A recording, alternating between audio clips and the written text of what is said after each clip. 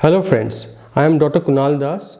I am Director, Dr. Kunal Das Clinic, Noida Endoscopy Center, Noida, and I am Head of the Department of Gastroenterology at Yashoda Super Specialty Hospital, Kausambi, Ghaziabad. Today we will be talking about a very important topic known as CBD stones. CBD stands for Common Bile Duct and Stones. हम ये समझ लेंगे कि common bile किसको कहते हैं। हम जानते हैं कि पित्त की थैली किसको जानते हैं। लीवर से बाइल बनता है, पित्त की थैली में जाता है, और पित्त की थैली से जो हमारे ड्यूडनम या आंतों में जो आती है उस लाइन को कहते हैं कॉमन बाइल डक्ट या पित्त की नाली।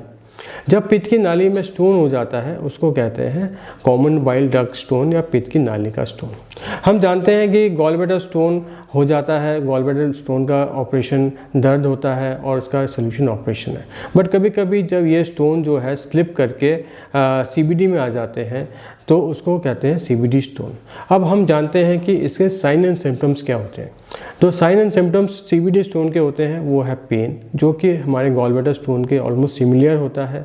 Right hypochondrium, right upper abdomen या मिडिल में इसमें पेन हो सकता है। साथ साथ इसमें वॉमिटिंग, नोजिया, वॉमिटिंग, फीवर आ सकता है, बुखार आ सकता है। कभी कभी ये बुखार 101, 102, 104 तक भी जा सकता है, और जॉन्डिस आ सकता है, पीलिया आ सकता है, हमें आंखें पीली देख सकती हैं, पेशाब में पीलापन आ सकता है।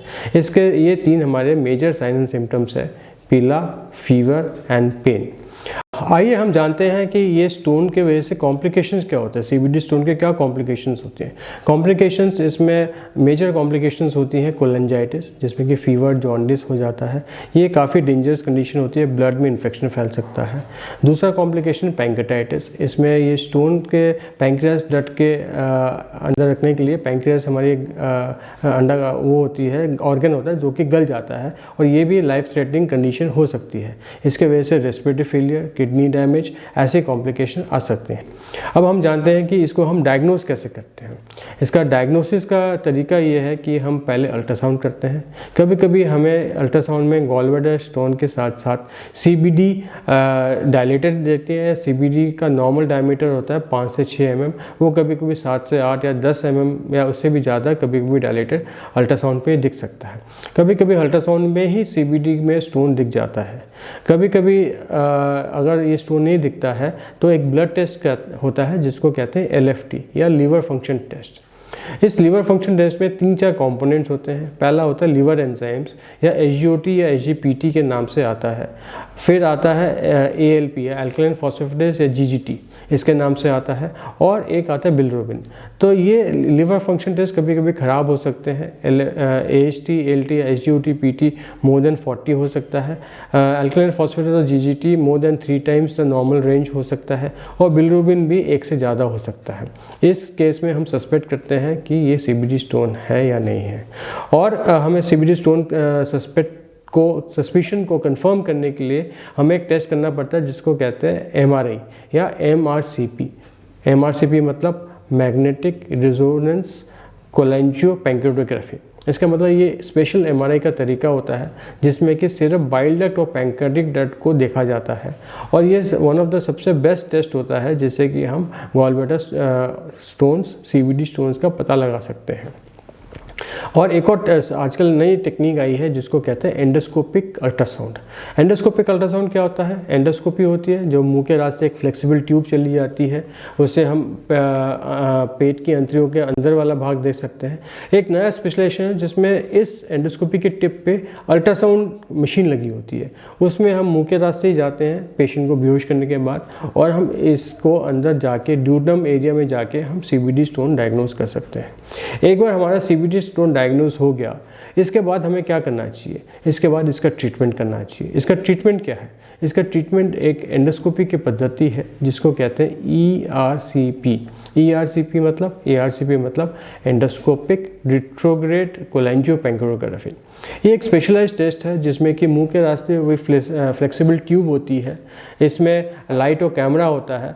ये CBD के मुंह या बाइल डक्ट के मुंह को एम्प्यूला कहते हैं, उसमें जाके थोड़ा कट लगाते हैं, इसमें दरवाज़ा खोलते हैं और हमारे पास स्पेशलाइज्ड इंस्ट्रूमेंट्स होती है जिसमें कि बाइल डक्ट के अंदर जाके हम स्टोन को पकड़ के हम पेट के अंदर छोड़ देते हैं, स्मॉल इंटेस्टाइन के अंदर छोड़ देते हैं और धीरे धीरे करके पॉटी के रास्ते निकल जाता है।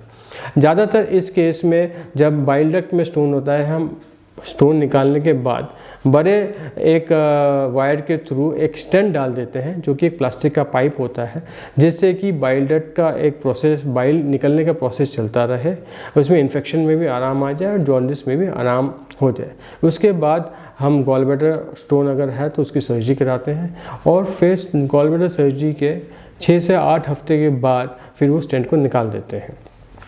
आजकल कभी कभी ये स्टोन्स जो है बड़े स्टोन्स हो जाते हैं। बड़े स्टोन्स कब, अगर 10 मिलीमीटर से ज़्यादा बड़ा स्टोन हो तो उसमें को बड़ा स्टोन किया जाता है। इस बड़े स्टोन्स को भी आजकल नई टेक्निक आई है, जैसे कि हम स्पाइक ग्लास कहते हैं या मैकेनिकल लिथोट्रिप्टर मशीन कहते हैं, उससे हम निकाल सकते हैं।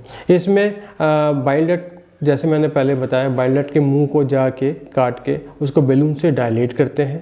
बैलून से डायलेट करने के बाद स्पेशलाइज्ड इंस्ट्रूमेंट्स होती हैं, बास्केट होता है जिससे कि हम स्टोन पकड़ के उसको क्रश कर देते हैं। इसको हम मैकेनिकल लिथोट्रिप्सी करते हैं। एक स्पेशलाइज्ड टेक्निक आई है जिसको कहते हैं स्पाइक ग्लास। इसमें एक और ट्यूब होती है जो कि बाइल डक्ट के अंदर चली जाती है और लेज़र पद्धति से उस स्टोन को तोड़ देती है। इससे भी हम बड़े स्टोन्स का टेक केयर कर सकते हैं। आज के डेट में एंडोस्कोपी के थ्रू 99% बाइल डक्ट के स्टोन्स टेक केयर कर सकते हैं और बाई चांस अगर एंडोस्कोपी के थ्रू नहीं टेक केयर करें, फिर हमें इसको सर्जरी के द्वारा भी हम टेक केयर कर सकते हैं, ऑपरेशन कर सकते हैं। तो फ्रेंड्स, ये मैं बताना चाहता हूँ कि बाइल डक्ट का स्टोन पित्त की नाली का स्टोन होता है। इसमें गॉल ब्लैडर से ही निकल के आता है। इसके बहुत सारे कॉम्प्लिकेशंस हो सकते हैं।